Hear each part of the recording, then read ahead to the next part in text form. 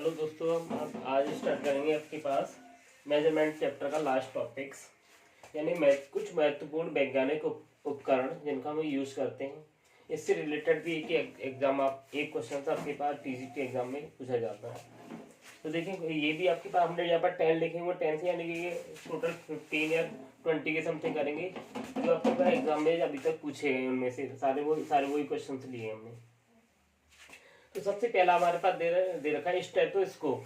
आपने देखा होगा मोस्टली डॉक्टरों के गले में पड़ा हुआ। तो ये इसे बोलते हैं, डॉक्टर अपने गले में डाल के घूमते रहते हैं और आपके पास पेशेंट की धड़कन वगैरह चेक करने के लिए।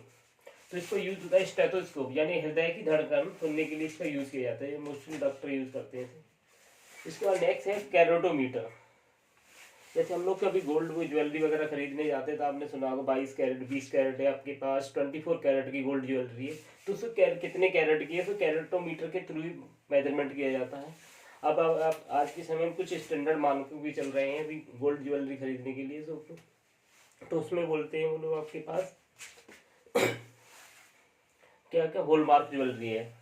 तो हॉलमार्क ज्वेलरी में भी कैरेट का ही मेंशन किया जाता है, कितने परसेंट इसके अंदर गोल्ड है, 80% 82% या 93%, जो भी है गोल्ड की।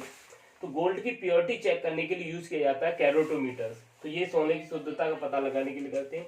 ऐसे ही नेक्स्ट आपके पास इस पे गैनो मैनोमीटर्स।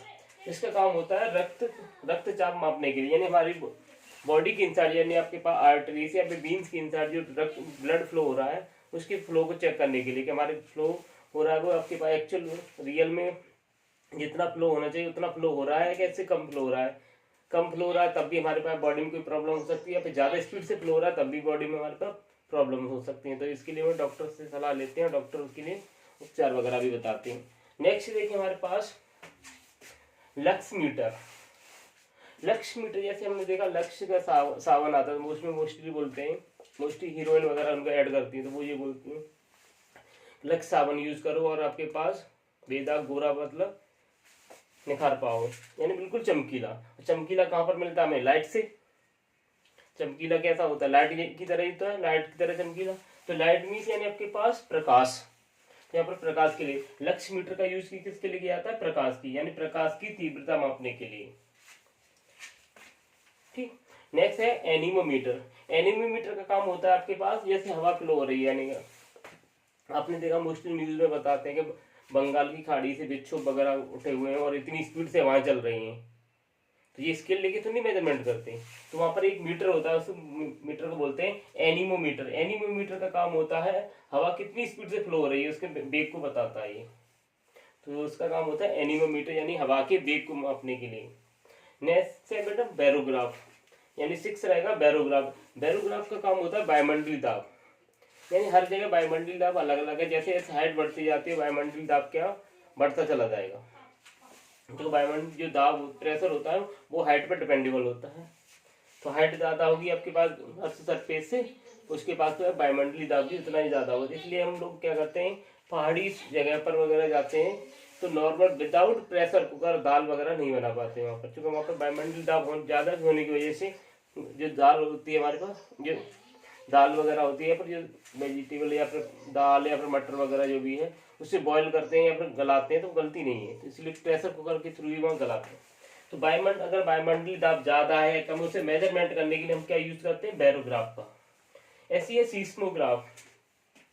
तो जब भी आपके ऊपर भूकंप आता है तो भूकंप बताते हैं कि इतनी रिएक्टर में इतने स्केल की उसकी तीव्रता पाई गई, 7.2 6.8 6.2 ऐसी मतलब तीव्रता बताई जाती है। तो उसे तीव्रता को मेजरमेंट करने के लिए ग्राफ होता है, उसे बोलते हैं सीस्मोग्राफ। तो सीस्मोग्राफ का काम यूज होता है, सबसे ज्यादा पूछा जाता है सीस्मोग्राफ वाला क्वेश्चन। से सीस्मोग्राफ का यूज कहाँ पर होता है? आपके पास भूकंप नापने के लिए। इसका नेक्स्ट है 8th आपके पास हाइग्रोमीटर। जैसे हमने देखा बारिश के समय में आपने देखा हुआ जब हम मौसम का हालचाल देखते हैं न्यूज वगैरह तो वो बोलते हैं कि अभी मौसम में इतनी आर्द्रता पाई जाएगी, यानी कि नमी रहेगी। तो उसे नमी यानी आर्द्रता को मेजरमेंट के लिए, ह्यूमिडिटी को मेजरमेंट करने के लिए क्या यूज किया जाता है? हाइग्रोमीटर। इसके बाद नेक्स्ट रहेगा 9 आपके पास अल्टीमीटर्स। अल्टीमीटर का यूज होता है हाइट मेजरमेंट करने, जैसे समुद्र यानी अपने समुद्र तल से, ऐसे रेलवे स्टेशन वगैरह पे आपने देखा होगा उसमें वहाँ पर लिखा होता है कि समुद्र तल से इसकी ऊंचाई इतनी है, या फिर कुछ पहाड़ियाँ वगैरह जो बड़े बड़े पहाड़ियाँ उनकी ऊंचाई वगैरह भी लिखी होती है कि इतनी ऊंचाई है, तो वहाँ स्केल से उसने मेजरमेंट किया। ये सब इसके किसके थ्रू किया जाता है आपके पास, ऑल्टीमीटर के। इसके बाद नेक्स्ट है आपके पास अल्टीमीटर से, यानी कि किसकी अल्टीमीटर से हम यूज करेंगे हाइट का मेजरमेंट, ऊंचाई को मापने के लिए अल्टीमीटर यूज किया जाता है। इसके बाद होता है फेदोमीटर। फेदोमीटर का काम होता है सिर्फ समुद्र की गहराई को मापने के लिए, वहां स्केल से नहीं मेजरमेंट किया जाए, इसके किससे किया था, फेदोमीटर से। इसके अलावा और भी वैज्ञानिक उपकरण रहेंगे जिनसे हम यूज करेंगे। तो आगे हम देखते हैं। इसके बाद 11, 12, 13, 14 ऐसे 20 के समथिंग करेंगे, इंपॉर्टेंट जो एग्जाम में अभी तक पूछे गए हैं। ठीक, चलो दोस्तों देखें इससे आगे हमारे पास 11 से 10 तक हमने कंप्लीट किया। 11 में देखें आपके पास आर्मीटर, आर्मीटर, वोल्टमीटर, गैल्वेनोमीटर, इन सभी का आपके पास करंट यानी इलेक्ट्रिसिटी में यूज किया जाता है। तो देखिए हमारा पहला है आपके 11th वाला है आर्मीटर। आर्मीटर का यूज किया जाता है इलेक्ट्रिक करंट को मेजरमेंट करने के लिए, विद्युत धारा को मापने के लिए। विद्युत धारा मापने के लिए आपके पास करंट, ये आर्मीटर किसी भी सर्किट में जब भी लगाया जाता है, ये हमेशा सीरीज में लगाए जाते हैं, सीरीज में।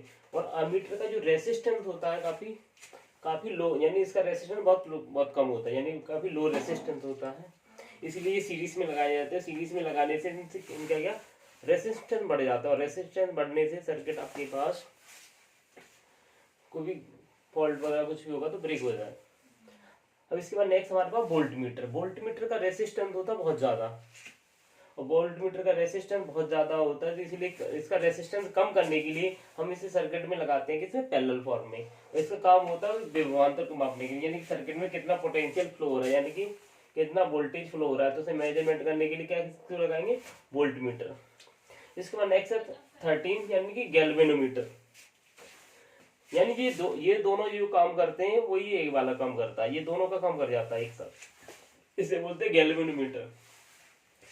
यानी आपके पास ये कम, यानी आपके पास मिनिमम वोल्टेज जो भी मेजरमेंट करता है वो एम्पियर रेंज की होता है। ये इससे भी स्मॉलेस्ट, जैसे आपने बात हो अगर कोई सेल खराब हो चुका है बिल्कुल, जिससे आपके पास बिल्कुल करंट नहीं मिल रहा, आपके पास कोई एलईडी वगैरह नहीं ग्लो हो रही, फिर भी उसके साथ कुछ ना कुछ करंट रह जाता है, वो आमीटर और वोल्टमीटर नहीं बता पाएंगे कि इसके अंदर करंट है या नहीं, पर गैल्वेनोमीटर उसे भी करंट को मेजरमेंट कर सकता है कि इसके इंसाइड अभी भी इतना करंट बचा हुआ है। यानी कि मिनिमम से मिनिमम करंट, मिनिमम से मिनिमम वोल्टेज को मेजरमेंट करने के लिए यूज किया जाता है किसका, गैल्वेनोमीटर का। तो गैल्वेनोमीटर क्या आपके पास धारा भी यानी विद्युत धारा को भी मेजरमेंट कर सकता है, विभवांतर यानी पोटेंशियल डिफरेंस को भी मेजरमेंट, यानी दोनों को मापने के लिए यूज किया जाता है। इसके बाद नेक्स्ट है आपके पास 14 पायरोमीटर। पायरोमीटर का काम होता है ये उच्च ताप यानी हाई टेम्परेचर को मेजरमेंट करने के लिए इसका यूज किया जाता है। टेम्परेचर को मेजरमेंट करने के लिए आपके पास 3 टाइप के पास मीटर्स होते हैं आपके पास।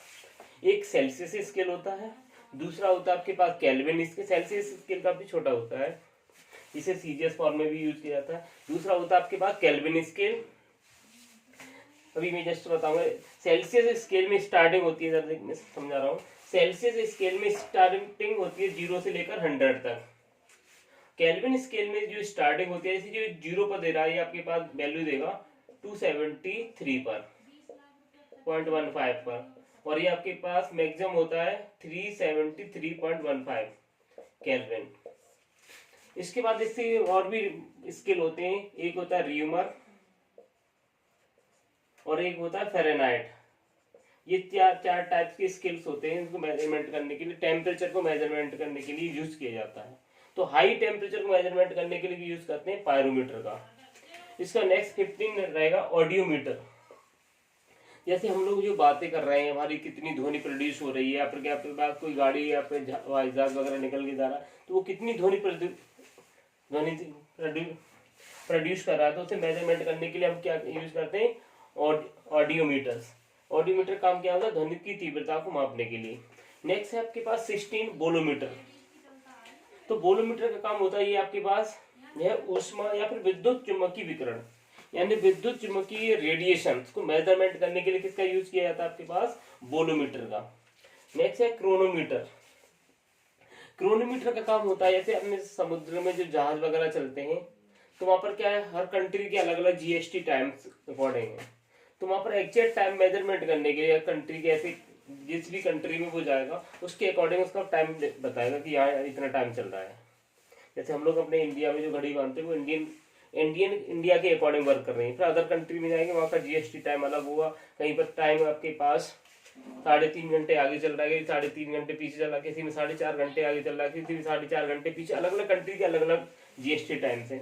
तो वहाँ पर एग्जैक्ट टाइम को मेजरमेंट करने, समुद्र के जहाज जो पानी में जहाज चलते हैं उनका एग्जैक्ट टाइम को मेजरमेंट करने के लिए यूज किया जाता है क्रोनोमीटर का।